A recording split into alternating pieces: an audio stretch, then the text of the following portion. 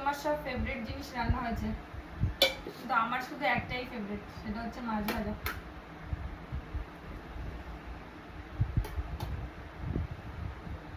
আজকে কি কি রান্না হয়েছে চলো তোমাদের দেখাই। এই তো এখানে ভাত, আর এখানে হচ্ছে তেলাপিয়া মাছ ভাজা পেঁয়াজ লঙ্কা দিয়ে, যেটা আমার সব থেকে প্রিয়। তারপরে হচ্ছে চিংড়ি মাছ দিয়ে কচু শাক,